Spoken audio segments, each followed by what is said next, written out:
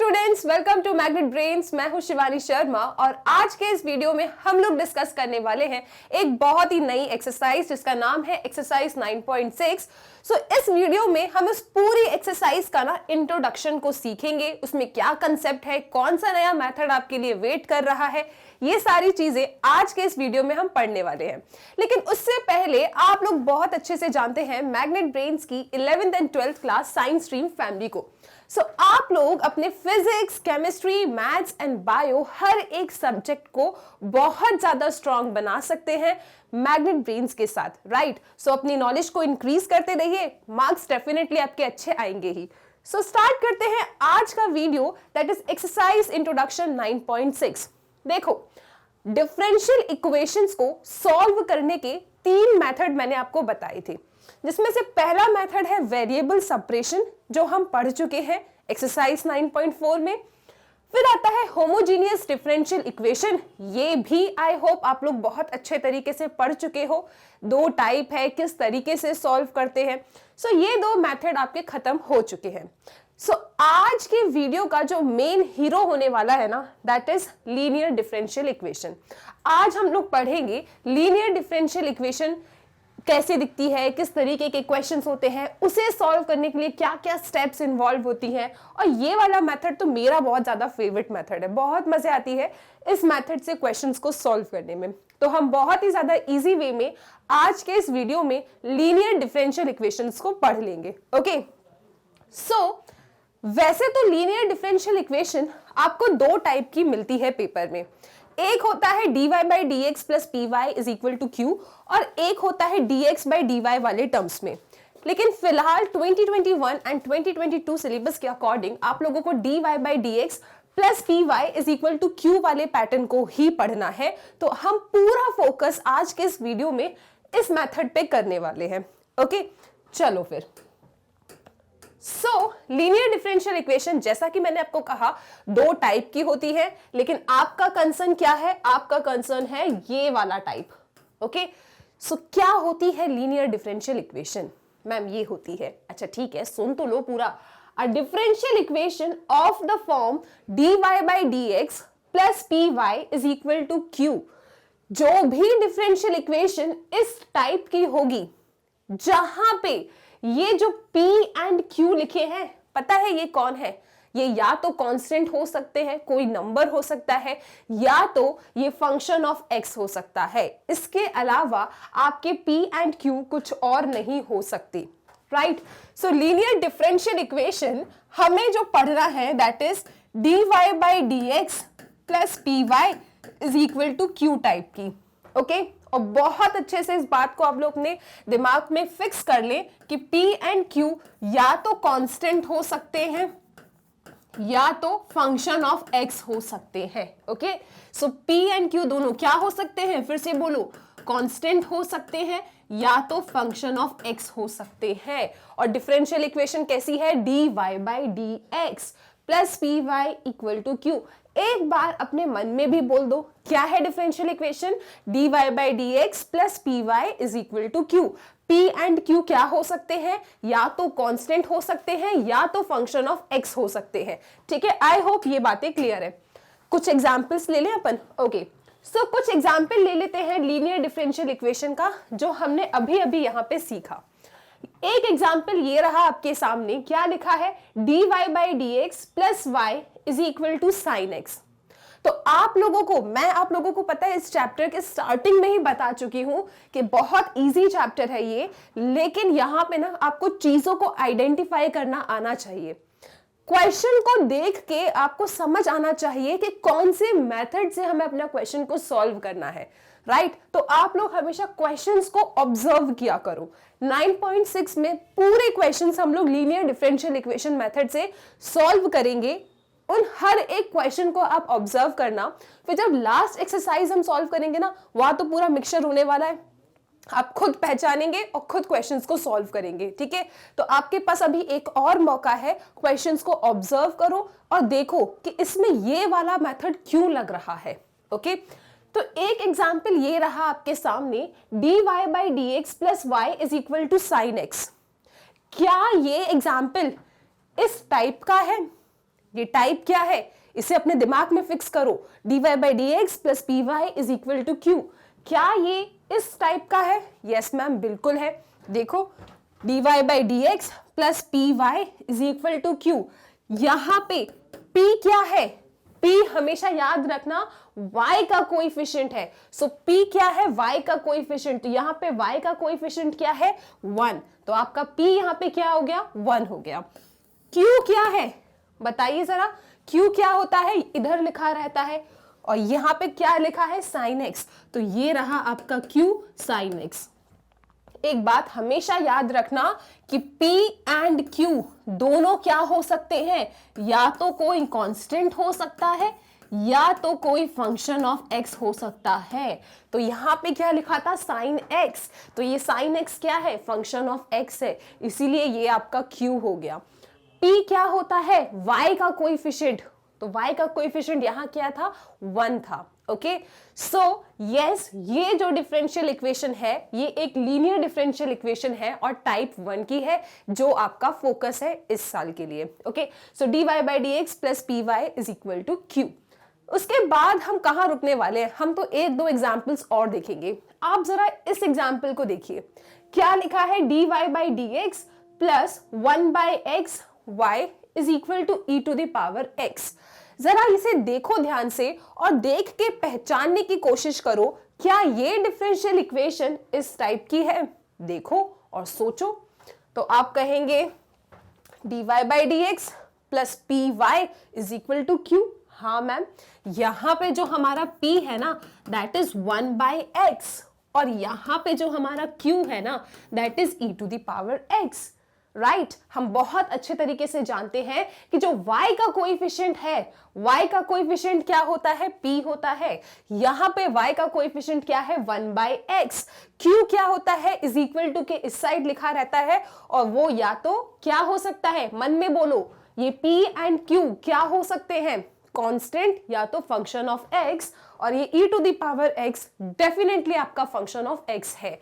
सो ये भी एक लीनियर डिफरेंशियल इक्वेशन है इस टाइप की। ओके, एक बात जरा आप नोटिस किया करो, मैथ्स बहुत अच्छा करना है ना, चीजों को ऑब्जर्व करना सीखो। जितने अच्छे से आप चीजों को ऑब्जर्व कर पाएंगे ना, देखो 2 सेकंड अपने क्वेश्चन को 2 सेकंड के लिए देखा ही करो। आप लोग देख के उसे ऑब्जर्व किया करो और फिर उसमें से आउटकम निकाला करो। जैसे कि जब अगर आपने इसको ही ऑब्जर्व किया होता ना, तो आप पता है क्या समझते कि ये जो टाइप 1 का लीनियर डिफरेंशियल इक्वेशन है ना, यहाँ पे हमेशा dy by dx का कोएफिशिएंट क्या होता है? 1 होता है। अगर कभी पेपर में ऐसा कुछ आ जाए कि यहाँ पे dy by dx का कोई नंबर है, कोई कोएफिशिएंट है, आगे कुछ लिखा है, तो आप हमेशा अपनी इक्वेशन को डिवाइड करेंगे उस नंबर से और dy by dx का कोएफिशिएंट क्या बनाएंगे? 1 बनाएंगे। ठीक है, तो ये सारी चीजें ना आप लोग को एकदम देख देख के समझ में आ जाएगी जब आप क्वेश्चंस को देखोगे। राइट, ओके जी। और क्या याद रखेंगे? P एंड Q क्या है? P एंड Q या तो कांस्टेंट है या तो फंक्शन ऑफ x है। और जरा लाइन देखो आप, dy py। ओके, तो ऊपर सब क्या लिखे हैं? y लिखे हैं। dy by dx plus py is equal to q। जितना अच्छे से ऑब्जर्व करना सीख गए ना मैथ्स में, फिर तो कुछ भी नहीं है। इस डिफरेंशियल को देखें अपन। चलो, क्या ये differential equation linear differential equation इस टाइप की है? चेक करो जल्दी से। आप कहेंगे dy by dx plus py is equal to q। जहां पे मैम ने बताया था कि p एंड q क्या हो सकते हैं? या तो कांस्टेंट हो सकते हैं या तो फंक्शन ऑफ x हो सकते हैं। तो जरा चेक करते हैं यहाँ पे p क्या है। बताओ, यहाँ पे p क्या है और यहाँ पे q क्या है? तो p क्या होता है? p तो y का कोएफिशिएंट होता है। यहाँ पे y क्या है? ये लिखा है, तो y का कोएफिशिएंट क्या है? 1 अपॉन x log x। ठीक है, तो यहां पे आपका जो p है that is 1 upon x log x। I hope ये चीजें क्लियर है। और आपका q क्या है? q है आपका 1 अपॉन x।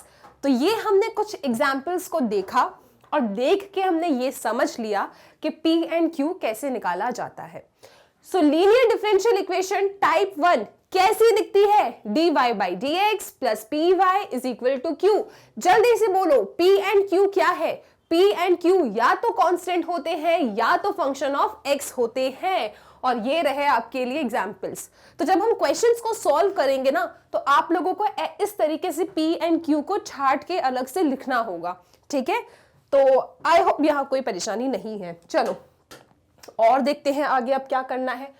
अब जब हमने आइडेंटिफिकेशन सीख लिया है, राइट, हमने identification of linear differential equation type 1 सीख लिया है, तो अब बारी आती है सॉल्व करने की। तो इन्हें सॉल्व करने में सिर्फ 3 स्टेप है, बहुत छोटी सी स्टेप है, इन्हें आराम से आप सीख लीजिए। इन्हीं 3 स्टेप्स को लगाना है और क्वेश्चंस को खत्म करना है। One of the easiest method है ये, और इससे क्वेश्चंस को करने में ना आपको अलग ही मजा आने वाला है जब हम एक्सरसाइज पे पहुंचेंगे, right.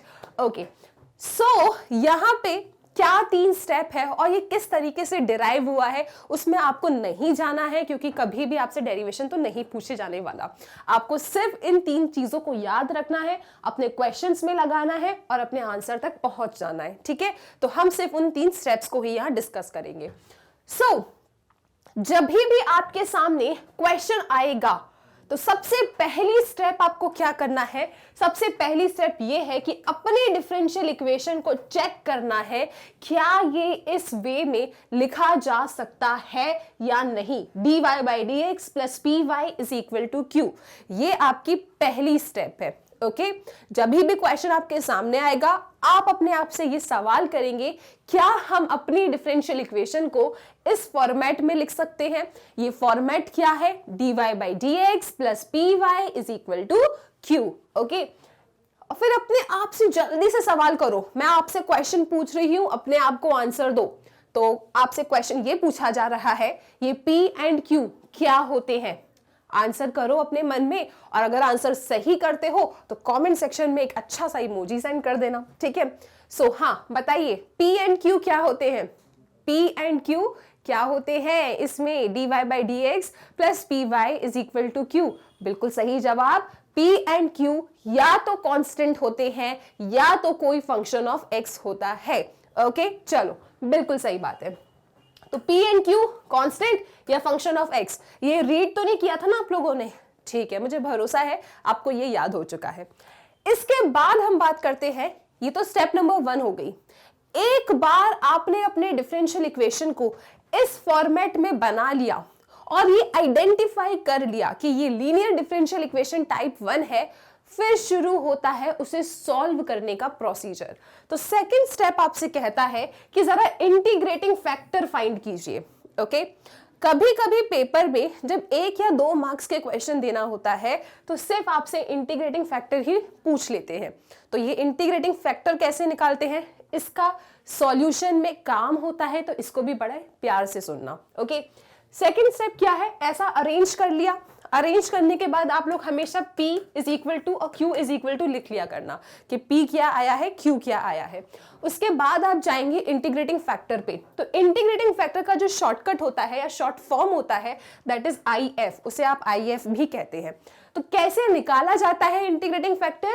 e to the power integration P dx लिख के मैं लिख देती हूं एक बार, e to the power integration P dx, इस तरीके से लिखा करिए आप, और इससे आपको क्या मिल जाएगा? इंटीग्रेटिंग फैक्टर मिल जाएगा। ओके, सो कैसे निकालते हैं इंटीग्रेटिंग फैक्टर? देखो ये स्टेप्स हैं, इसका डेरिवेशन आपको नहीं पढ़ना है, इतना ज्यादा आपके लिए इंपॉर्टेंट वो नहीं है, क्योंकि मोस्टली आपसे डायरेक्टली क्वेश्चंस ही पूछे जाते हैं। ओके, सो ये एक फॉर्मूला है, इतने सारे फॉर्मूलेज हम याद करते हैं, तो एक फॉर्मूला और पढ़ लेते हैं कि इंटीग्रेटिंग फैक्टर का फॉर्मूला क्या है? e to the power integration P dx। Okay, मन में बोलो, याद हो जाएगा। What is the formula of integrating factor? e to the power integration P dx। और इस पे बेस ना मैं आपको एक फॉर्मूला बताऊंगी, अभी 2 सेकंड मुझे याद दिलाना, यहां पे बताऊंगी, ठीक है। चलो, इंटीग्रेटिंग फैक्टर निकाल लिया आप लोगों ने। उसके बाद फिर मैम आंसर कैसे लिखते हैं? तो आंसर लिखने के लिए ये फॉर्मूला होता है, इस फॉर्मूले में जाके आपको अपनी वैल्यू सब्स्टिट्यूट करना होता है और आपको आपका मेन आंसर मिल जाता है, ठीक है। So write the solution of the given differential equation as this, इसे भी आपको याद करना रहेगा। तो क्या है ये? y into I F, right आपने इंटीग्रेटिंग फैक्टर निकाल लिया, सारी चीजों को आपने फाइंड कर लिया है, उसके बाद आपको यहां पे सब्स्टिट्यूट करना है, एक बार इन दोनों को इंटीग्रेट करना है और आपका आंसर आ चुका है। तो क्या है ये फॉर्मूला? देखो मेन आंसर तक पहुंचने के लिए आपको वैल्यूज को यहां रखना है। तो y सिर्फ y है, y की कोई वैल्यू नहीं है, आपको सिर्फ y लिखना है। y इंटू इंटीग्रेटिंग फैक्टर जो आपने यहां फाइंड किया is equal to integration q into I F. ये q क्या था? q आप ऑलरेडी निकाल चुके थे, q इंटू आई एफ आपने निकाला, इन दोनों का प्रोडक्ट लीजिए, विद रिस्पेक्ट टू x करेंगे आप इसे integrate and this is the constant of integration that is plus c। तो बस जैसे आप लोगों ने होमोजेनियस डिफरेंशियल इक्वेशन में सब्स्टिट्यूशन याद किया था कि जब dy बाई dx का होगा तो y की जगह पे vx रख देना, dx बाई dy में होगा तो x की जगह पे vy रख देना, तो जो आपने चीजें वहां याद की थी ऐसे ही आपको लीनियर डिफरेंशियल इक्वेशन में ये दो बातें याद रखनी है। और ये बिल्कुल मुश्किल नहीं है, तो टेंशन मत लो, बिल्कुल मुश्किल नहीं है ये, राइट।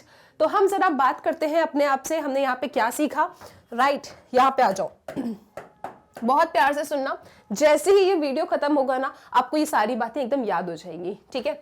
तो सबसे पहले हमारे पास डिफरेंशियल इक्वेशन है dy by dx plus P Y is equal to Q. एक बार हमने आइडेंटिफाई कर लिया कि हमारी डिफरेंशियल इक्वेशन तो लीनियर डिफरेंशियल इक्वेशन है टाइप 1 की और इस फॉर्मेट की, तो हम हो जाएंगे बहुत ज्यादा खुश, राइट। इसके बाद हम अपने आप से कहेंगे कि जरा p एंड q की वैल्यू भी आप लिख दीजिए, और मन ही मन हम क्या जानते हैं कि p एंड q या तो कांस्टेंट हो सकता है या तो फंक्शन ऑफ x हो सकता है। ये बातें आप लोग जानते हो। जब इतना करके हम सब कुछ खुश हो गए तो बारी आती है सॉल्यूशन की। सॉल्यूशन क्या कहता है कि सबसे पहले जरा आप IF निकालें। ये IF क्या है? इंटीग्रेटिंग फैक्टर है। इंटीग्रेटिंग फैक्टर निकालने का फॉर्मूला क्या होता है? E integration PDX। आपकी जो भी P की वैल्यू आई है यहां रखिए और उसे X के रिस्पेक्ट में इंटीग्रेट कर दीजिए, तो आपका IF आ जाएगा। जब आपका IF आ जाएगा तो मेन सोल्यूशन तक जब आपको पहुंचना है तो उसके लिए एक फॉर्मूला होता है। वो फॉर्मूला आपसे क्या कहता है कि y इंटू IF, ठीक है, साथ में बोलो मेरे, y into IF is equal to integration Q into IF, okay जी, विद रिस्पेक्ट टू x करें डिफरेंशिएट, नहीं सॉरी इंटीग्रेट। फिर से सुनो, सोल्यूशन क्या होता है? y into IF, okay, is equal to integration Q into IF with respect to x करें इसका इंटीग्रेशन और यहां लगा दे constant of integration. That's it. बस इतनी स्टेप आपको फॉलो करनी है और आप बहुत ही जल्दी जल्दी जल्दी इनके आंसर्स लेके आ जाएंगे, ठीक है। तो क्या है स्टेप्स? चलो आ जाओ। सबसे पहले डिफरेंशियल इक्वेशन कैसी दिखेगी? dy by dx plus P Y is equal to Q. p and q क्या है? p एंड q या तो कांस्टेंट है या तो फंक्शन ऑफ x है। उसके बाद आप p एंड q की वैल्यूज यहां लिख लेंगे। फिर बात आएगी इंटीग्रेटिंग फैक्टर निकालने की। सो इंटीग्रेटिंग फैक्टर का फॉर्मूला क्या होता है? e integration PDX। ये रहा आपका इंटीग्रेटिंग फैक्टर का फॉर्मूला। उसके बाद बात आती है सॉल्यूशन की। तो सॉल्यूशन के लिए आपको ये लाइन याद रखनी पड़ेगी। तो ये लाइन क्या है? y into IF, okay. Question भी y से स्टार्ट था ना, dy, तो आंसर भी किससे स्टार्ट होगा? y से। तो y into IF, okay, is equal to integration q into IF with respect to x कीजिए integrate and of course the constant of integration. एक एग्जांपल लेंगे ना तो आपको बहुत मजे आएगी, ठीक। आई होप ये सारी बातें तो क्लियर हो चुकी हैं, ओके। किस तरीके से एक एक काम करना है। अब बारी है एक क्वेश्चन की। एक क्वेश्चन लेते हैं और इसको बहुत अच्छे तरीके से समझते हैं। आ जाओ आप लोग। एग्जाम्पल पे आने से पहले आपको कहा था ना मैंने, याद दिला देना मुझे। क्या याद दिलाना था आप लोगों को? कि कभी भी एक प्रॉपर्टी बताने वाली हूं मैं आप लोगों को कि कभी भी e to the power log और यहां पे कुछ लिखा है function, okay, any function suppose, तो ये e log छुप जाते हैं और आपका यहाँ पे जो भी ये फंक्शन लिखा है ना, ये आपका आंसर आ जाता है। आप बोलोगे मैम इसमें नया क्या है? हम तो ये ऑलरेडी जानते हैं, आप हमें कितनी बार बता चुके हो। चलो ठीक है, लेकिन स्टिल इसे याद रख लो क्योंकि इस प्रॉपर्टी का ना हम लोग बहुत यूज करने वाले हैं अपने क्वेश्चंस में। क्या यूज करने वाले हैं हम लोग? कि कभी भी अगर e to the power log और यहाँ कुछ भी लिखा हो, ठीक है, सिर्फ फंक्शन ऑफ x नहीं, यहाँ पे कुछ भी लिखा हो, एनीथिंग, तो ये दोनों चले जाते हैं और यहां जो कुछ भी लिखा था वो आपका यहां पे आ जाता है, ठीक है। ई लॉग चला जाएगा, यहां जो भी था वो एज अ रिजल्ट यहां आंसर में आ जाएगा, ठीक है। इस प्रॉपर्टी का हम बहुत बहुत ज्यादा यूज करेंगे इस एक्सरसाइज में, तो आप इसे याद रखना, ठीक है। ओके, एग्जाम्पल पे आते हैं। Find the general solution of the differential equation. ये डिफरेंशियल इक्वेशन आपके सामने है, इसका जनरल सोल्यूशन आपको निकालना है। तो जनरल सोल्यूशन क्या होते हैं? वो सोल्यूशन जिसमें आर्बिट्ररी कांस्टेंट हो, राइट। तो ये डिफरेंशियल इक्वेशन आपके सामने है, जरा इसको देखो। क्या हम इसे किस मेथड से सॉल्व करेंगे वो सोचो बैठ के। क्या मैं इसे वेरिएबल सेपरेशन कर सकती हूँ? क्या ये होमोजेनियस डिफरेंशियल इक्वेशन है? जब आप सब जगह सोच लेंगे तब आपको अचानक से याद आएगा कि नहीं, इसको तो हम लोग लीनियर डिफरेंशियल इक्वेशन वाले मेथड से सॉल्व करेंगे। लेकिन फिर आपके दिमाग में एक और बात आएगी कि जो लीनियर डिफरेंशियल इक्वेशन होता है वो तो इस टाइप का होता है। कैसा? dy/dx plus py is equal to q। यहाँ पे जो ये dy/dx का कोएफिशिएंट है ये तो 1 होना चाहिए। ये x यहाँ पे तो परेशान कर रहा है, जब परेशान कर रहा है ये x वहां पे एक्स्ट्रा है, तो आप क्या करेंगे? अपने पूरे डिफरेंशियल इक्वेशन को डिवाइड कर देंगे x से। तो इससे क्या हो जाएगा? आपका ये x यहाँ से गायब हो जाएगा, ठीक है। तो पहला काम क्या है कि dy/dx के कोएफिशिएंट को 1 बनाओ। तो उसके लिए पूरी गिवन डिफरेंशियल इक्वेशन को किससे डिवाइड कर दो? x से डिवाइड कर दो। तो आपको क्या मिला? dy/dx plus 2/x, this is y is equal to x। अब पता है यहाँ पे गलती क्या होती है इन क्वेश्चंस में? आप खुद ही जान रहे हो चैप्टर तो डिफिकल्ट है नहीं, छोटी छोटी गलतियां आप करके आओगे पेपर में। जैसे कि मैंने आपसे कहा कि पूरे डिफरेंशियल इक्वेशन को x से डिवाइड कर दो। आप करेंगे, बिल्कुल डिवाइड करेंगे। आप इतना यहाँ तक भी ये चीजें सोच लेंगे कि हाँ हमें dy/dx को कोएफिशिएंट को 1 बनाना है। आप डेफिनेटली यहाँ तक सब कर लेंगे। लेकिन पता है क्या गलती कर देंगे आप लोग? आप यहाँ पे x से डिवाइड करना भूल जाएंगे और इसको ना x² लेके ही अपने क्वेश्चन को आगे सॉल्व कर देंगे। ये छोटी छोटी गलतियां होती है, हमने भी की है, आप लोग भी ना करें, इसीलिए मैं आपको ये चीजें बता रही हूँ। जब आपने x से डिवाइड किया है तो पूरे डिफरेंशियल इक्वेशन को डिवाइड किया है, राइट। तो ये छोटी छोटी बातें हैं, स्किप हो जाती हैं, इससे परेशानी होती है। तो आप इसे बिल्कुल याद रखो कि जब डिवाइड कर रहे हैं तो एक एक टर्म से डिवाइड किया जाता है, ओके। सो आपको क्या मिला? dy/dx plus 2/xy is equal to x, right, ठीक है। सेकेंड स्टेप क्या थी? सेकेंड स्टेप ये थी कि एक बार जब हमें पता चल जाता है कि गिवन डिफरेंशियल इक्वेशन इस टाइप की है तो सेकेंड स्टेप में हमें खुश होना होता है। सो आई थिंक आप लोग खुश हो चुके हैं। इसके बाद आपको यहाँ पे p एंड q की वैल्यू लिखनी है। तो p क्या होता है? p आपका y का कोएफिशिएंट होता है। तो यहाँ पे आपका y का कोएफिशिएंट क्या है? यहाँ पे y का कोएफिशिएंट है 2/x। फिर बात करते हैं q की। q क्या है आपका? q यहां लिखा होता है। तो आप देखो अपने डिफरेंशियल इक्वेशन में यहां क्या लिखा है? x। तो q है आपका x। एक बार अपने आप से ना मन में सवाल कर लिया करो कि ये p एंड q होते क्या है? ये p एंड q या तो x होते हैं, नहीं, या तो फंक्शन ऑफ x होते हैं या तो कांस्टेंट होते हैं। तो हाँ बिल्कुल सही है, ये फंक्शन ऑफ x है, राइट। सेकेंड स्टेप क्या है? सेकेंड स्टेप होती है इंटीग्रेटिंग फैक्टर को फाइंड करने की। और इंटीग्रेटिंग फैक्टर कैसे फाइंड करते हैं? इसके लिए फॉर्मूला है। क्या फॉर्मूला है? e integration p dx। बोलो हाँ या ना? बिल्कुल हाँ, ठीक है। इंटीग्रेटिंग फैक्टर का फॉर्मूला क्या है? e integration p dx। तो यहां पे निकालते हैं अपन लोग if। So if is equal to e integration 2/x dx। क्या यहां तक कोई परेशानी है? बिल्कुल नहीं है मैम। क्या आप लोग 2/x का इंटीग्रेशन जानते हो? हाँ मैम, हम लोग 1/x का इंटीग्रेशन जानते हैं। आप ठीक है, अब 1/x है या 2/x है, 2 से तो कोई प्रॉब्लम नहीं है, बेचारा 2 एक कांस्टेंट है, कभी आपको परेशान नहीं करता, ठीक है। तो मुझे जल्दी से बता दो कि इंटीग्रेशन ऑफ 2/x क्या होता है? इंटीग्रेशन ऑफ 2/x इज, यहां लिख दें क्या? It is e log 2 log x, हाँ या ना? इंटीग्रेशन ऑफ 1/x क्या होता है? log x, ठीक है, log mod x। तो यहाँ पे देखो इंटीग्रेशन ऑफ 2/x क्या होगा? e to the power 2 log x, ठीक है। कोई परेशानी हो रही है क्या? एक बार फिर से चेक कर लेते हैं अपन। देखो अगर आपका मन नहीं मान रहा है, log 2 को बाहर निकाल देते हैं। दिस इज 1/x, ये रहा आपका dx, राइट। यहाँ पे क्या मिला? e to the power 2 1/x का इंटीग्रेशन log x, काम खत्म। अच्छा एक बात बताओ, आप लोग m log n जानते हो क्या होता है? m log n की प्रॉपर्टी, हाँ मैम क्यों नहीं जानते, कितनी बार तो बताया आपने हमें, तो एक बार मुझे बता दो फिर से, m log n की प्रॉपर्टी क्या होती है? देखो m log n, हाँ क्या प्रॉपर्टी है? log n to the power m, ये तो हम लोग बहुत अच्छे से जानते हैं। तो यहां पे m log n नजर आया? बिल्कुल आया।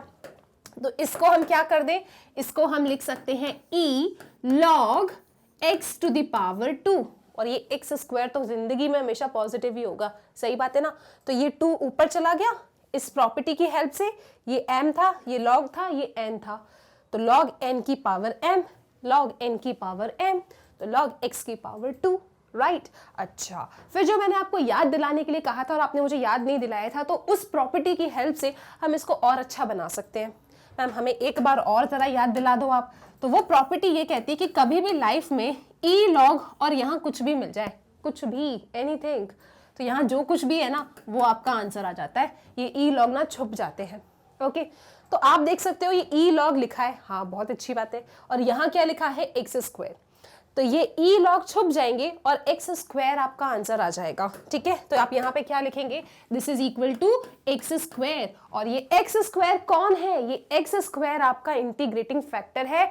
जल्दी से इतना देख लो और बताओ कोई परेशानी है क्या? नहीं, ये one of the easiest method है और बहुत ही प्यारा मेथड है, बहुत प्यार से इसे सुनते चलो। ठीक है, तो हमने अपने इंटीग्रेटिंग फैक्टर को निकाल लिया है। अब बारी आती है स्टेप नंबर 3 की, जो कहता है कि सॉल्यूशन कैसे लिखा जाता है। तो क्या आपको वो लाइन याद है? देखो याद करो, लाइन क्या थी वो, यहां पे इसे हटा दूं मैं, इतनी स्टेप क्लियर है? चलो, सॉल्यूशन की लाइन क्या थी बोलिए जरा आप लोग। हाँ, इतना कर लिया, अब सॉल्यूशन कैसे लिखेंगे? तो सॉल्यूशन की लाइन थी, यहां से आप लोग चेक करना, y इंटू आई एफ, ठीक है, integration q into I F, सही बात है, विद रिस्पेक्ट टू x करेंगे इंटीग्रेट और लगाएंगे कांस्टेंट ऑफ इंटीग्रेशन c। ये होती है सॉल्यूशन की लाइन। इस लाइन में जाके ये सारी वैल्यूज आपको सब्स्टिट्यूट करना है। क्या यहां तक किसी को कोई परेशानी है? क्या कोई परेशानी है यहाँ पे? ये सॉल्यूशन की लाइन एकदम याद कर लो आप लोग, क्या होती है? y into I F is equal to integration q into I F, किसके रिस्पेक्ट में इंटीग्रेट कर रहे हो? x के रिस्पेक्ट में इंटीग्रेट कर रहे हो, क्या लगाओगे? कांस्टेंट ऑफ इंटीग्रेशन c लगाएंगे। तो इस सॉल्यूशन वाली लाइन में सारी वैल्यूज को जाके सब्स्टिट्यूट करते हैं और अपने आंसर का वेलकम कर लेते हैं। ठीक है, so what is y? Nothing ma'am, y तो y है। ओके जी, आई एफ कितना आया आप लोगों का? आई एफ आया है x square, right, is equal to integration q, q क्या है आपका? x, तो q क्या है आपका? x। आई एफ कितना आया है? एक्स स्क्वायर, तो एक्स स्क्वायर यहां लिखा dx और यहां लगाया कांस्टेंट ऑफ इंटीग्रेशन c। अब तो आप लोग जानते हो x into x square, x cube. Okay, तो इसको मैं अच्छे से लिख दूं क्या? बिल्कुल ma'am, so this is x cube. कितना मुश्किल इंटीग्रेशन आया है ना, आप लोग जानते हो इसका इंटीग्रेशन के? नहीं मैम, हम इतने सारे बड़े बड़े इंटीग्रेशन करके आए हैं, तो ये क्या है? बिल्कुल सही बात है, integration of x to the power n का फॉर्मूला लगाया जाएगा। Integration of x to the power n क्या होता है? अंडर एस्टिमेट नहीं करो फॉर्मूले को, बताओ जरा क्या होता है? ये होता है x की power n+1 divided by n+1 and of course constant of integration c। n क्या है आपका? 3, तो x की पावर 3+1 डिवाइडेड बाई 3+1, तो कितना आंसर आ रहा है? y(x square is equal to, जब इंटीग्रेशन हो जाता है ना तो ये दोनों चले जाते हैं, ऐसी ऐसी गलती भी हो जाती है, गलती नहीं करना आपको। x की पावर 3 का integration x to the power 4 divided by 4 plus c। यहां रुकते हो अगर, कोई आपके मार्क्स कट नहीं कर सकता, लेकिन जब पता है y को अकेला कर सकते हैं तो कर दो ना, राइट। चलो आ जाओ, y को अकेला करते हैं और एक अच्छा सा आंसर देख लेते हैं। सो हमें मिल रहा है y is equal to x square आया नीचे, तो x square by 4 plus c x की पावर -2। ये रहा आपका आंसर इस क्वेश्चन का। बोलो ये मेथड डिफिकल्ट है कि इजी है? मजा आया कि नहीं आया? ठीक है, ये यहां पे था, इसको दे दो, इसको दे दो, इसको दिया तो 4 था, वो 2 बन गया। अब यहाँ डिनोमिनेटर में जाएगा, डिनोमिनेटर में पसंद नहीं आया तो हम उसे न्यूमिनेटर में लेकर आ गए, ठीक है। और ये रहा आपका जनरल सोल्यूशन इस क्वेश्चन का। सो आई होप आपको तीनों चारों स्टेप जितनी भी हमने लगाई है इसमें स्टेप्स, वो एक एक चीजें यहाँ पे क्लियर हो गई है। ओके, क्या हम चल सकते हैं अपने नेक्स्ट क्वेश्चन पे? एक एग्जांपल और लेते हैं, ठीक है, और इस मेथड को ना बहुत स्ट्रॉन्ग करते हैं। चलो इसे हटाते हैं, आगे चलते हैं। नेक्स्ट क्वेश्चन देखो, find the particular solution of the differential equation. अब जनरल सोल्यूशन पूछे, पर्टिकुलर सोल्यूशन पूछे, बात तो कोई डिफिकल्टी की है ही नहीं, आप अच्छे से जानते हो क्या करना होता है। तो जब भी पर्टिकुलर सोल्यूशन पूछे आपको जनरल सोल्यूशन तो निकालना होगा, फिर जो आर्बिट्ररी कांस्टेंट होता है उसकी वैल्यू को गायब करने के लिए आपको कोई ना कोई कंडीशंस गिवन होती है, ठीक है। तो ये सारी बातें तो बाद की हैं, पहले तो इसे सॉल्व करना पड़ेगा। तो सॉल्व करने के लिए जरा अपने डिफरेंशियल इक्वेशन को देखो अच्छे से। अच्छा, बहुत ही ज्यादा अच्छे डिफरेंशियल इक्वेशन है, आसानी से ये सॉल्व होने वाली डिफरेंशियल इक्वेशन है ना। तो जरा इसको लिखते हैं पहले अपन। कैसी दी है आपको एक क्वेश्चन में? dy by dx, okay, is equal to cot x, ठीक है, this is y, okay, is equal to 2x plus x square cot x। इसको जरा देखो और मुझे बताओ ये डिफरेंशियल इक्वेशन आपको किस टाइप की दिख रही है? बिल्कुल मैम, ये हमें dy by dx plus py is equal to q इस फॉर्मेट की नजर आ रही है। चेक कर लो आप लोग, dy by dx, this is plus का साइन, यहाँ पे प्लस का साइन था, मैंने इज इक्वल टू बना दिया है, आप प्लस बना लो पहले इसे, फिर बात करते हैं अपन इस बारे में। ओके, सब ठीक है, चलो। सो आप इस डिफरेंशियल इक्वेशन को देख के आसानी से समझ रहे हैं कि ये तो उसके जैसी है ना, dy by dx plus py is equal to ये क्या है? q। सही बात है। और ये p एंड q क्या होते थे? p एंड q या तो कांस्टेंट होते थे या तो फंक्शन ऑफ x होते थे। तो जरा अपने p को देखो, हाँ cot x है, फंक्शन ऑफ x है। q को देखो, हाँ फंक्शन ऑफ x है। मतलब ये तो आपका 101% लीनियर डिफरेंशियल इक्वेशन है टाइप 1 वाली। सही बात, बिल्कुल सही बात है। तो चलो फिर आ जाओ, सॉल्व कर लेते हैं इसको जल्दी से। तो आपने आइडेंटिफिकेशन कर लिया है, इतना काम कर लिया, तो जल्दी से p की वैल्यू लिख दो। p क्या है? cot x है। q क्या है? इतना बड़ा सा नंबर क्या लिखा है? 2x plus x square cot x। यहां तक कोई परेशानी नहीं है, चलो ठीक है। अब क्या करते हैं? Step number 2। स्टेप नंबर 2 क्या कहती है कि जब आपने आइडेंटिफिकेशन कर लिया है, आपने p एंड q लिख दिया है, तो आप जल्दी से ना इंटीग्रेटिंग फैक्टर भी निकाल लो। सो इंटीग्रेटिंग फैक्टर का फॉर्मूला क्या होता है? इंटीग्रेटिंग फैक्टर का फॉर्मूला होता है e इंटीग्रेशन p dx। बोलो हाँ या ना? बिल्कुल हाँ, ठीक है। तो यहाँ पे लिख लेते हैं अपन e इंटीग्रेशन, p क्या है इस क्वेश्चन में? p है यहाँ पे cot x, तो लिखो इंटीग्रेशन cot x dx। अब समस्या खड़ी हो गई, cot x का इंटीग्रेशन का फॉर्मूला याद है कि नहीं? इंटीग्रेशन ऑफ cot x क्या होता है? बोलो जरा, फिर मैं आपको सही आंसर बताती हूँ। Integration of cot x is log sin x या log mod sin x, ठीक है। तो क्या लिखेंगे आप यहाँ पे? e log sin x। बोलो हाँ या ना? ठीक है, इंटीग्रेशन ऑफ cot x क्या होता है? log sin x होता है। फॉर्मूले को बिल्कुल अच्छे से याद रख लो। अच्छा बात सुनो, अब यहाँ पे आपकी वो प्रॉपर्टी लग जाएगी क्या? कौन सी वाली? e log something gives you something, ठीक है। चलो लिखते हैं यहाँ पे e log क्या? something या anything, कुछ भी लिख दे, चलो anything लिख देते हैं। तो e log anything अगर लिखा है तो क्या मिलेगा आपको? आपको मिलेगा anything मिलेगा।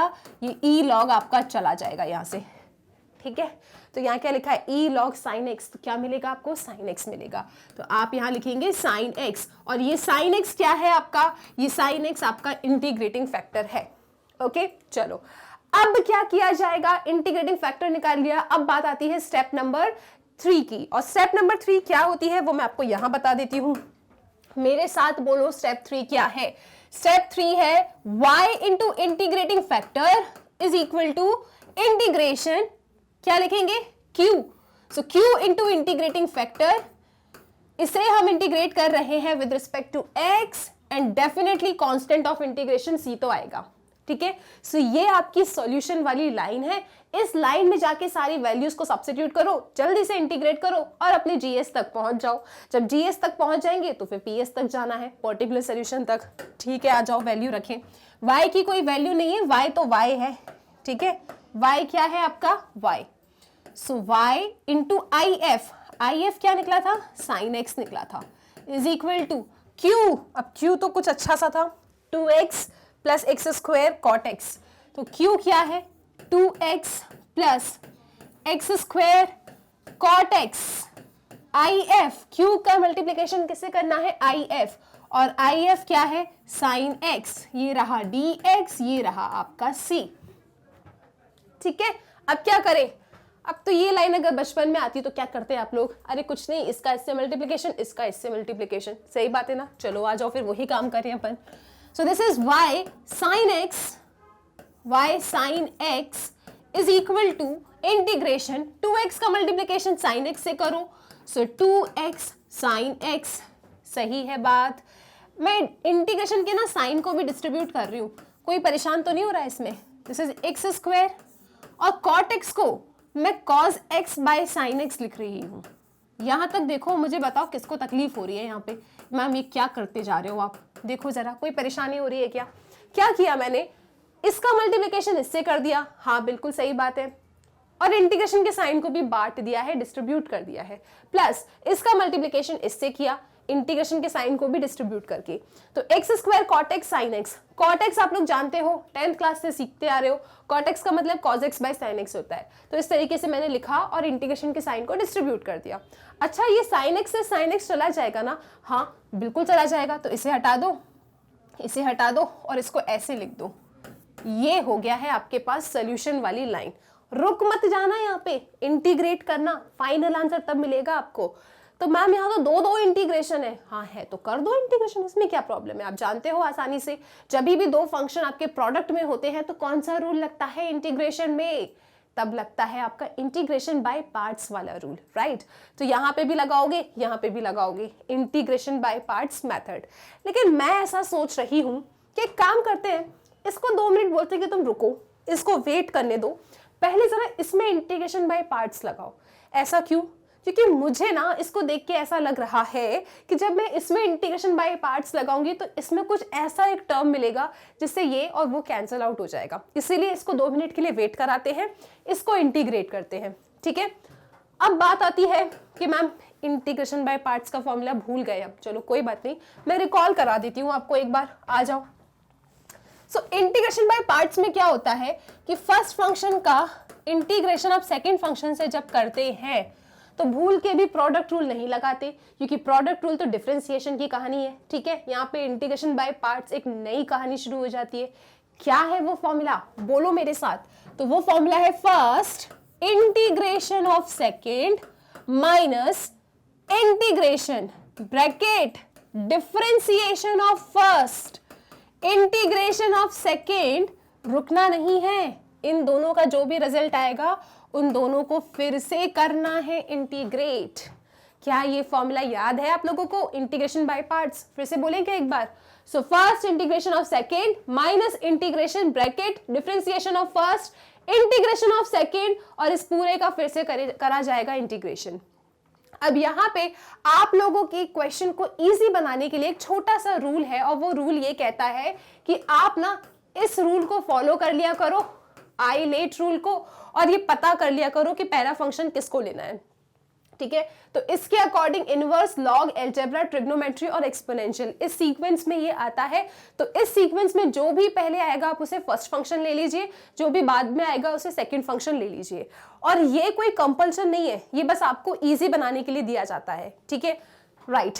तो अब बात करते हैं अपने क्वेश्चन से। सो हमारे क्वेश्चन में कौन है फर्स्ट फंक्शन, चेक करें क्या।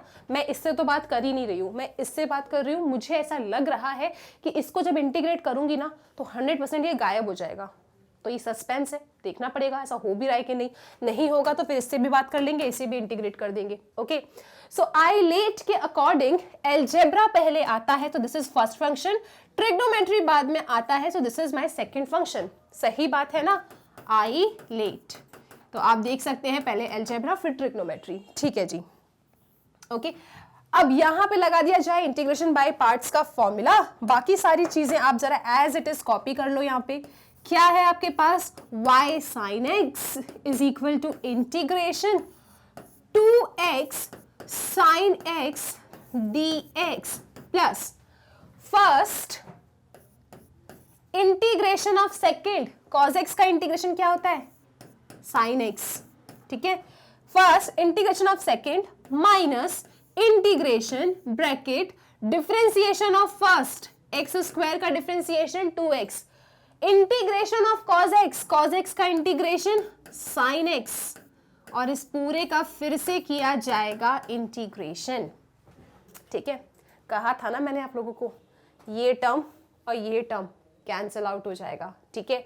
तो यहां पे हम दोबारा क्यों इंटीग्रेट करेंगे, यहां माइनस का साइन है, ये भी इंटीग्रेशन इसका भी करना था, इसका भी इंटीग्रेशन करना था, ये प्लस है ये माइनस है, तो ये दोनों आपके क्वेश्चन को छोड़ के चले जाएंगे, ठीक है। मतलब ये पूरा टर्म अपने आप ही गायब हो गया।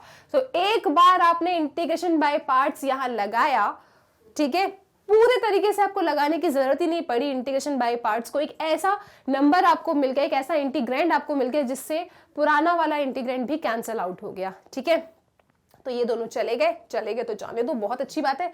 अब आपके पास इंटीग्रेट करके क्या आंसर आया, एक्स स्क्वायर साइन एक्स। तो मैं इसको लिख लेती हूं, सिर्फ मेरे पास आंसर आया है y sine x is equal to क्या, x square sine x and of course constant of integration c, ठीक है। अब आपको क्या चाहिए, पर्टिकुलर सोल्यूशन। तो ये क्या आया है, ये तो आपका जनरल सोल्यूशन आया है। अब एक काम करो, पर्टिकुलर सोल्यूशन निकालते हैं, वैल्यूज को यहां सब्स्टिट्यूट करते हैं। तो क्या वैल्यूज गिवन थी आप लोगों को, गिवन थी वैल्यूज की y ले लो 0 और x ले लो π/2, ठीक है। चलो ले लेते हैं, कह रहे हैं तो y आपको लेना है 0, x आपको लेना है π/2 और जल्दी से c बता दो ताकि आंसर आ जाए। सब्स्टिट्यूट कर दो यहाँ पे, ठीक है। y की जगह पे 0, so this is 0 is equal to x की जगह पे क्या रखना है π/2, तो ये क्या बन जाएगा, ये तो बन जाएगा π²/4। sin x की जगह पे π/2, sin 90 क्या होता है, बोलो sin 90 1 and this is plus c। इसको यहां रख दे तो c की वैल्यू कितनी आ रही है, यहां पे शिफ्ट करने पे हमें ये पता चला कि c की वैल्यू -π²/4 आ रही है, ठीक है। तो आपका c क्या आ गया, -π²/4। यहां सब्स्टिट्यूट करो, आपका आंसर आ चुका है। चलो सब्स्टिट्यूट कर देते हैं और अपने आंसर को अच्छे तरीके से देख लेते हैं क्या ही आया है। इसको मैं हटा सकती हूं, ये आपको याद रहेगा। सो हम लास्ट में रुके थे यहां पे y sin x is equal to x square sine x plus c, यही रुके थे, चेक करें एक बार, हाँ यही रुके थे। c की वैल्यू कितनी आई है, -π²/4। चलो आ जाओ, c की वैल्यू रख दो यहाँ पे। So y sin x is equal to x square sine x minus π²/4, ठीक है। एक काम करो, इस साइन एक्स को सेंड कर दो यहाँ पे, ठीक है। तो क्या मिलेगा, y x square minus π²/4 sine x आया आपका इधर नीचे। तो ये रहा आपके इस क्वेश्चन का answer. I hope question clear है। चेक कर लो एक बार अच्छे तरीके से किस तरीके से आप आगे गए। सबसे पहले आपने ये फाइंड किया क्या आपकी differential equation dy/dx plus py is equal to q form की है या नहीं। तो डेफिनेटली ये उस फॉर्मेट की थी। फिर आपने अपने p एंड q को लिख दिया, उसके बाद आपने इंटीग्रेटिंग फैक्टर निकाला। इंटीग्रेटिंग फैक्टर निकालने के बाद आप पहुंचे सॉल्यूशन वाली लाइन पे। तो सॉल्यूशन वाली लाइन क्या कहती है कि y into integrating factor is equal to integration q into if dx plus c।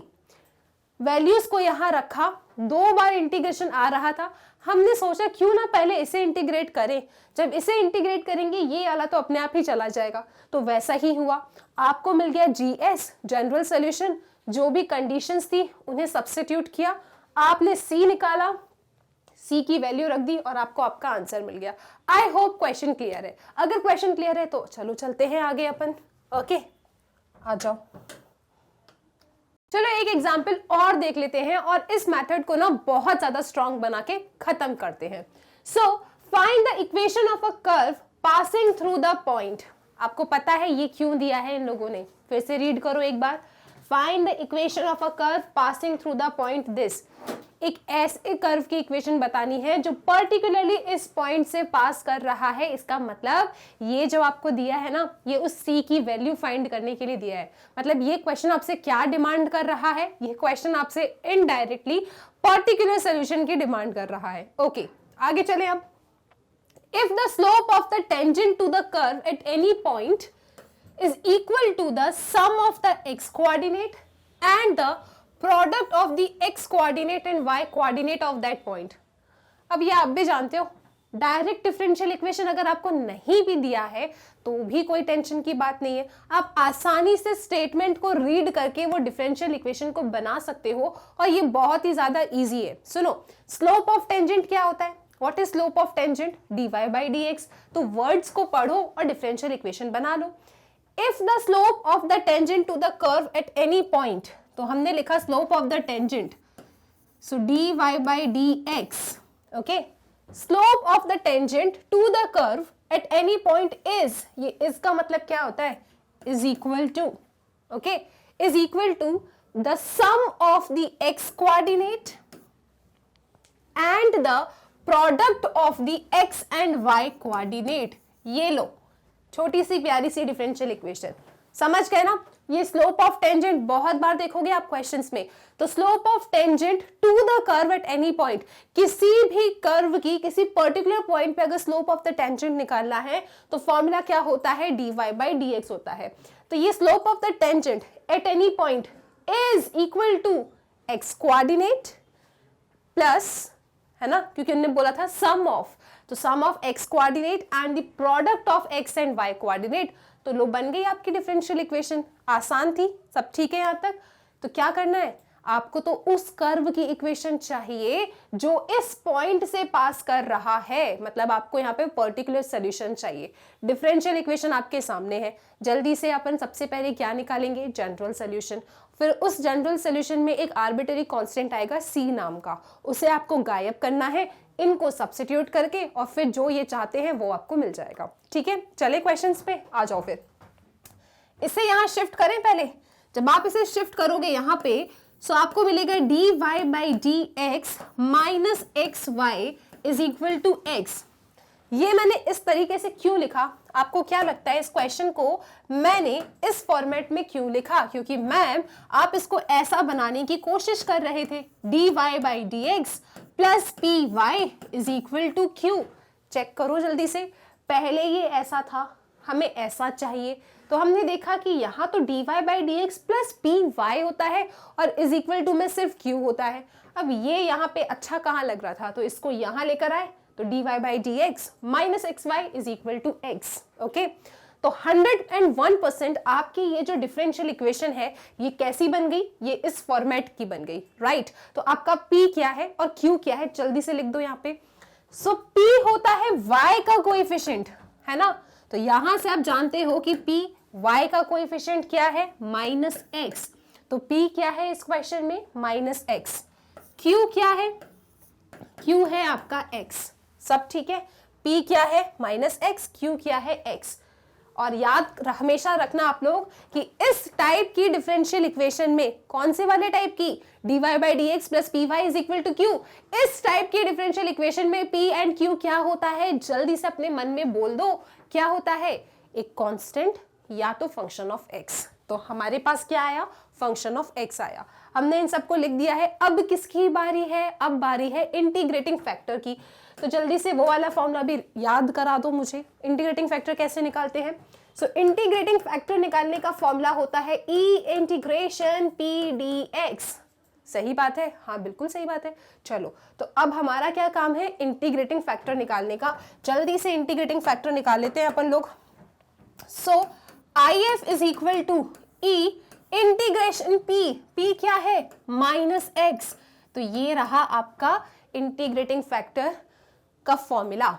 अभी तो निकालना है, अभी बस वैल्यूज को रखा है आपने, ठीक है? इस क्वेश्चन में आपका p क्या था? Minus x. तो e integration minus x D x. इसका इंटीग्रेशन कैसे करोगे? माइनस एक्स का इंटीग्रेशन, बोलो। आपको e का इंटीग्रेशन नहीं करना है, e की पावर में इंटीग्रेशन है, और यहाँ जो शब्द लिखा है ना उसे इंटीग्रेट करना है। तो माइनस एक्स का इंटीग्रेशन वही बेसिक वाला formula x to the power n, तो उस फॉर्मूले की हेल्प से आप इसे इंटीग्रेट कर दोगे और बिना टाइम वेस्ट करे हम अपने आंसर को लिख ही देते हैं। So this is e to the power minus x square by 2। क्या माइनस एक्स का इंटीग्रेशन जानते हो? हाँ मैम बिल्कुल जानते हैं, यही आएगा। ठीक है, क्योंकि यहाँ पे n क्या है 1, तो 1 + 1 डिवाइडेड बाय 1 + 1। ठीक है, ये माइनस पहले से था, हमने भी वहीं पे लगा दिया। ओके जी, इंटीग्रेटिंग फैक्टर आ गया। इसके बाद लास्ट स्टेप बता दो मुझे। लास्ट स्टेप बता दोगे तो मैं मान जाऊंगी आपने पूरी वीडियो को बहुत ध्यान से देखा है। लास्ट स्टेप क्या है? सोल्यूशन वाली स्टेप। हाँ, तो वो स्टेप क्या होती है, क्या है वो स्टेटमेंट, क्या है वो फॉर्मूला जिसमें आपको सारी वैल्यूज को डाल के अपने फाइनल आंसर तक पहुंचना है? तो वो थी क्या, y into I F is equal to integration क्या, q। So q into I F with respect to x करिए integration and this is the constant of integration c। ये है आपकी फॉर्मूले वाली लाइन। तो देखो 1, 2 एंड 3, 3 स्टेप में काम खत्म, बस इन्हें याद रख लेना अच्छे तरीके से। ठीक है, सो आपका if क्या है, e integration p dx। Answer क्या होता है, y into I F is equal to integration q into I F with respect to x plus c। अब इस फॉर्मूले में वैल्यूज को डालते हैं और अपने आंसर तक पहुंच जाते हैं। मैं इसे हटा रही हूं, इसे जब आप लगाएंगे ना फॉर्मूलेज में, क्वेश्चंस में, तो अपने मन में आंसर को बोल दिया करो कि क्या है फॉर्मूले वाली line, y into I F is equal to integration q into I F with respect to x, integration किया गया है and the constant of integration c। ठीक है, ये सारी बातें आपने कर ली अपने आप से। चलो आंसर लिखते हैं अब। सो सोल्यूशन क्या आएगा, y इंटू आई एफ अच्छा नहीं लग रहा ना इस बार का। So y into if minus x square by 2 is equal to integration q। q क्या है यहाँ पे, q है आपका x, q into if क्या है, e to the power minus x square by 2। with respect to x करेंगे इसका integration and of course constant of integration c। ये आया है क्वेश्चन। आंसर तो आपका बहुत आसानी से आ जाएगा, बस इसे इंटीग्रेट कर दो, आप अपने आंसर तक पहुंच जाओगे। अब इसके इंटीग्रेशन में आपको कुछ बातें सोचनी पड़ेगी, किस तरीके से इंटीग्रेट कर सकते हैं इसको अपन। एक काम करते हैं, ये जो पोर्शन है ना जिसे इंटीग्रेट करना है, इसे इतने पोर्शन को नेक्स्ट पेज पे लेके आते हैं, इंटीग्रेट करते हैं और फिर जाके यहाँ पे इसकी वैल्यू सब्स्टिट्यूट कर देंगे। ठीक है, तो मैं इस पे ना इक्वेशन 1 बना रही हूँ और यहाँ से इंटीग्रेशन वाले टर्म को बाहर निकाल रही हूँ। So I is equal to integration x e to the power minus x square by 2 dx। इसको मैं अलग से लेकर आ गई हूं। ठीक है, आंसर फाइंड करके यहां अपन आंसर रख देंगे, फिर मेन आंसर तक पहुंच जाएंगे। अब इसके इंटीग्रेशन में जरा सोचो, दिमाग लगाओ। चैप्टर 7 पढ़ा है आप लोगों ने बहुत अच्छे से, आप इसका इंटीग्रेशन समझ गए होगे। मैम हमें यहाँ पे फंक्शन और फंक्शन का डेरिवेटिव नजर आ रहा है। अच्छा, कौन है function? Minus x square by 2 आपका फंक्शन बन जाएगा और उसका डेरिवेटिव यहाँ पे आपको नजर आ रहा है, मतलब इसे हम इंटीग्रेट करने वाले हैं सब्स्टिट्यूशन मेथड के थ्रू। बिल्कुल सही बात, आ जाओ। लेट आप कहेंगे कि minus x square by 2 is equal to t. X के रिस्पेक्ट में कर दीजिए डिफरेंशिएशन, तो कितना आएगा, एक्स स्क्वायर है ना, तो minus 2x by 2 dx is equal to dt। ये रहा आपका इसका डिफरेंशिएशन। सब्स्टिट्यूशन जब करते हैं तो जिस भी चीज को आपने सब्स्टिट्यूट किया होता है उसे डिफरेंशिएट किया जाता है। x की पावर n का डिफरेंशिएशन का फॉर्मूला आई होप आप लोग भूले नहीं है। Differentiation of x to the power n क्या होता है, n x की पावर n माइनस 1। तो यहाँ पे स्क्वायर था, 2 जंप करके आगे आ गया और 2 माइनस 1 1, तो ये रहा इसका इंटीग्रेशन। आप देख सकते हैं 2 से 2 जा रहा है, तो अच्छी बात है, जाने दो उसे। इस तरीके से आपका डिफरेंशिएशन करके आपको कुछ इस तरीके की वैल्यू मिल रही है। फिर आप जाके अपने इंटीग्रेंड को देखो, यहाँ पे सिर्फ x dx है, हमारे पास माइनस एक्स dx आ रहा है, कोई समस्या की बात नहीं है। ये जो आपका नेगेटिव साइन यहाँ आया है उसे आप जाके dt को दे दो। ठीक है, तो ये माइनस dt हो गया। अब जाके वैल्यूज को यहाँ रिप्लेस कर दो और जल्दी से इंटीग्रेट कर दो। ठीक है, इसको अपन हटा देते हैं, आ जाओ फिर। So i is equal to integration x dx क्या बना, माइनस dt, तो माइनस ये रहा और e to the power minus x square by two, इस पूरे को क्या लिया है आपने t, तो e to the power t, और x dx क्या है माइनस dt। तो ये लो, जो पहले आपका इंटीग्रेंड कुछ ऐसा दिख रहा था, अब वो कैसा बन गया, कुछ ऐसा बन गया।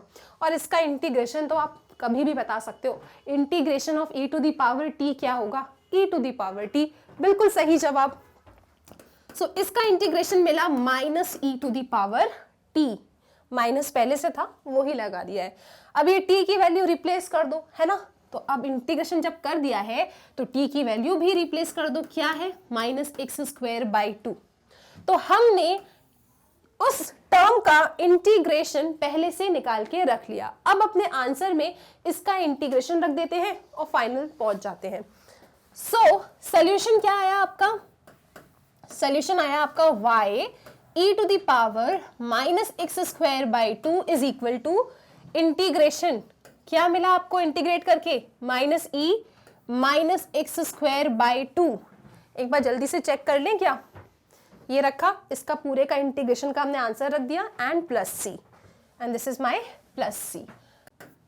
ठीक, ये आपका क्या है जनरल सॉल्यूशन। एक काम करो ना, इस y को भी पहले अकेला कर देते हैं। y को कैसे अकेला करेंगे, ये e to the power minus x square by two को डिवाइड कर दो पूरी इक्वेशन से, ठीक है, e to the power minus x square by two से पूरी इक्वेशन को डिवाइड कर देते हैं। तो क्या मिलेगा, y is equal to minus one plus c e to the power x square by to.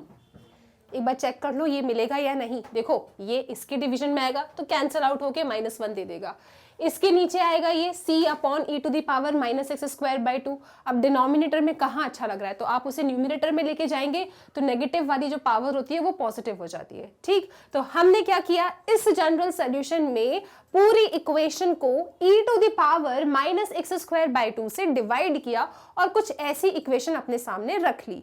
और इस इक्वेशन को हम कह रहे हैं कि ये तो आपका जनरल सोल्यूशन आ गया, जो आपको चाहिए ही नहीं, क्योंकि आपको तो इस क्वेश्चन में पर्टिकुलर सोल्यूशन चाहिए। पर्टिकुलर सोल्यूशन चाहने के लिए ने क्या कहा है कि आपको उस कर्व की इक्वेशन बतानी है जो पास कर रहा है फ्रॉम द पॉइंट 0,1। तो 0,1 से पास होने वाले कर्व की इक्वेशन बताओ। तो अभी जो आपने हमें बताया है वो तो फैमिली ऑफ कर्व बताइए, हमें तो पर्टिकुलरली उस फैमिली से उस कर्व को लेना है जो पास कर रहा है पॉइंट 0,1 से। चलो ठीक है, तो यहाँ पे रख देते हैं पॉइंट, सेटिस्फाई करा देते हैं, c की वैल्यू हटा देते हैं। तो y की जगह पे क्या 1 माइनस वन प्लस सी, ई की जगह पे क्या, सॉरी x की जगह पे क्या 0, किसी की पावर 0 क्या देता है आपको 1, तो c क्या दे रहा है 1 प्लस 1 दैट इज 2। तो आपका c क्या आ गया 2 आ गया। यहाँ पे रख दो अपने c की वैल्यू और आपको पर्टिकुलरली उस कर्व की इक्वेशन मिल जाएगी जो उस पॉइंट से पास कर रहा था। तो रख देते हैं वैल्यू को, क्या मिला आपको y is equal to minus one plus two e to the power x square by 2, और ये रहा आपके इस क्वेश्चन का आंसर। ये वो कर्व है जो पास कर रहा था from the point 0,1 and I hope question clear है। सो इस क्वेश्चन के साथ ही हमने क्या क्या डिस्कस कर लिया, हमने बहुत ही ज्यादा अच्छे तरीके से डिस्कस करने की कोशिश की है लीनियर डिफरेंशियल इक्वेशन टाइप 1। और वो टाइप 1 की लीनियर डिफरेंशियल इक्वेशन क्या कहती है कि dy by dx plus P Y is equal to q. इस फॉर्मेट की जब इक्वेशन आए जहां पे p एंड q कौन हो जाए, p एंड q या तो कांस्टेंट हो जाए या तो फंक्शन ऑफ x हो जाए, तो आपके पास एक पूरा नया मेथड है जिसके थ्रू आप अपने क्वेश्चन को सॉल्व कर सकते हो। सो आई होप ये क्वेश्चन क्लियर है, ये मेथड क्लियर है। इसके साथ ही आपका इंट्रोडक्शन या कंसेप्ट वीडियो ऑफ 9.6 एक्सरसाइज होता है खत्म। इस वीडियो को बहुत अच्छे से देखें, वो जो 3 स्टेप है उसे जरा याद करने की कोशिश कर लो एज अ फॉर्मूला, और बस उसी फॉर्मूले को आपको अपने क्वेश्चंस में अप्लाई करते चलना है 9.6 एक्सरसाइज के। और बहुत ही ज्यादा इजी वे में हम अपने नेक्स्ट वीडियो में एक्सरसाइज 9.6 को फिनिश करेंगे, लेकिन उससे पहले इस वीडियो को आप बहुत अच्छे से देखें। ओके, सो स्टूडेंट्स, आप लोग जानते हैं मैग्नेट ब्रेन्स की वेबसाइट है जिसे आप लोग गूगल पर magnetbrains.com डाल के सर्च कर सकते हैं। जब आप सर्च करेंगे तब आपके सामने किस टाइप का पेज ओपन होगा, आपको करना है explore top courses. Class 12 students हैं तो क्लास 12 पे आप कर लीजिए क्लिक, देन आपके सामने एक पेज ओपन होगा। यहाँ पे 12th क्लास में आपके जितने भी सब्जेक्ट्स हैं ना वो सब कुछ एक सीक्वेंस में अरेंज्ड है। सपोज आप लोग 12th क्लास में मैथ्स एनसीईआरटी वॉल्यूम 2 पढ़ना चाहते हैं, आपको जाना है और यहाँ करना है वॉच नाउ पे क्लिक। देन आपके सामने एक पेज ओपन होगा, यहाँ पे हम जितने भी चैप्टर्स अपने बुक से फिनिश कर चुके हैं, जितने भी एक्सरसाइज, जितने भी कंसेप्ट, वो सब कुछ एक सीक्वेंस में अरेंज्ड है। आप जिस भी एक्सरसाइज को पढ़ना चाहते हैं बस उसकी लिंक पे करना है क्लिक और आप तैयार हैं पढ़ने के लिए। ओके, सो स्टूडेंट सब्सक्राइब कीजिए मैग्नेट ब्रेन्स को। वीडियो लेक्चर अगर पसंद आए तो लाइक जरूर कीजिएगा और अपने दोस्तों के साथ भी इन लेक्चर्स को आप शेयर करें, क्योंकि आप जानते हैं नॉलेज शेयर करने से ही बढ़ती है। So till then keep practising and take care.